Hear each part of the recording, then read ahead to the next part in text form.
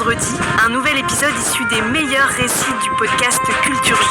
Présenté par Gabriel Massé. Lundi dernier, je vous ai raconté l'histoire du Concorde, un avion supersonique qui a fait la fierté de la France, mais qui laisse une impression d'occasion manquée. Je vais vous raconter aujourd'hui une autre histoire, celle d'une autre invention française, qui laisse ce même sentiment. Voici le récit de l'aérotrain.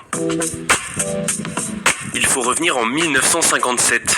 Louis Dution, un ingénieur de la société de développement aéronautique Bertin et compagnie, découvre quelque chose de surprenant alors qu'il travaille sur la fabrication d'un silencieux pour moteur à réaction.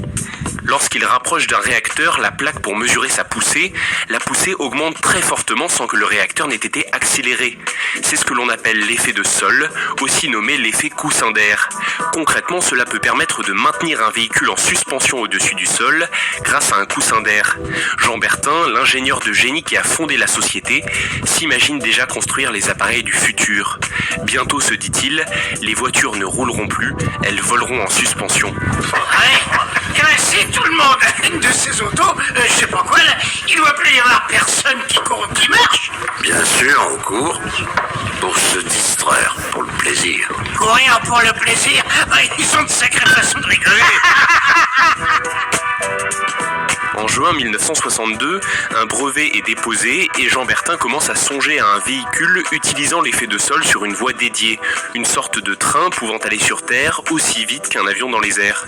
C'est la naissance de l'aérotrain. Rapidement, un prototype est fabriqué, un train au design futuriste, encastré sur un rail en forme de T retourné et propulsé par un réacteur d'avion. L'aérotrain flotte sur coussin d'air, donc il y a moins d'usure, plus de vitesse et plus de confort pour les passagers. Ce véhicule qui semble tout droit sorti du futur, fonctionne et impressionne. Paris-Lyon en 1h10. Voilà ce que nous promet l'ingénieur Bertin grâce à son aérotrain dont le prototype à l'échelle 1/2 vient de faire des essais très remarqués.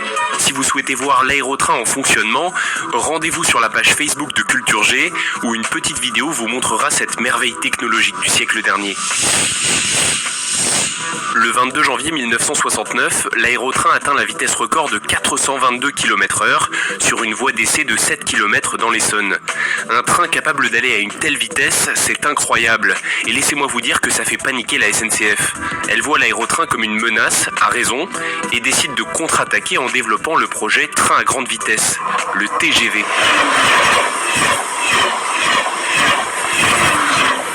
En 1974, alors qu'il faut décider du réseau à développer sur le territoire français, le gouvernement a le choix entre l'aérotrain ou le TGV. On ne sait que choisir. La SNCF a un argument fort, son nouveau train peut circuler sur le réseau déjà existant. Ça coûtera beaucoup moins cher. Et en plus, le TGV est électrique. Quand au même moment le monde est frappé par le premier choc pétrolier, l'aérotrain, gros consommateur de carburant, devient moins intéressant. Mais en même temps, le record absolu de vitesse du TGV, c'est 318 km/h, 104 de moins que l'aérotrain. Il faut donc choisir entre le portefeuille et la vitesse. Elle m'a dit qu'il faudrait choisir. Choisir quoi? Le TGV. Ils ont choisi la proposition de la SNCF. Et oui, il faudra attendre 1981 pour que le TGV rivalise avec l'aérotrain en termes de vitesse, avec un petit 380 km/h. Mais en même temps, c'était sans doute le bon choix parce que le TGV est électrique et beaucoup moins polluant. Cette décision nous permet aujourd'hui de voyager rapidement partout en France avec un impact moins important sur l'environnement. En 1977, le projet aérotrain est définitivement abandonné.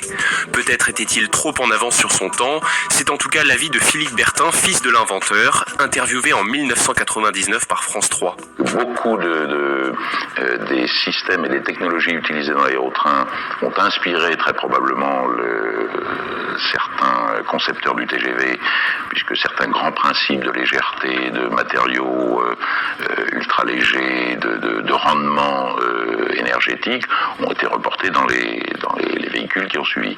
Je pense que fondamentalement, la vision effectivement était futuriste, je pense qu'il était en avance, et qu'indiscutablement, en tous les cas sur le plan politico-économique, il était définitivement trop en avance.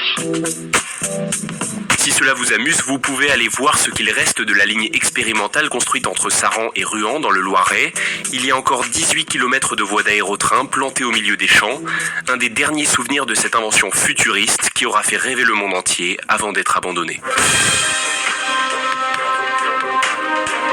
L'inventeur, Jean Bertin, est mort d'un cancer du cerveau 1 an après l'arrêt de l'aérotrain. Aujourd'hui, le développement de projets comme le Space Train ou l'Hyperloop nous rappelle son souvenir. Merci d'avoir écouté cet épisode jusqu'au bout. Surtout si ce n'est pas déjà fait, pensez à vous abonner et n'hésitez pas à cliquer sur le cœur, à mettre un petit pouce dans les airs et à partager ce podcast s'il vous a plu.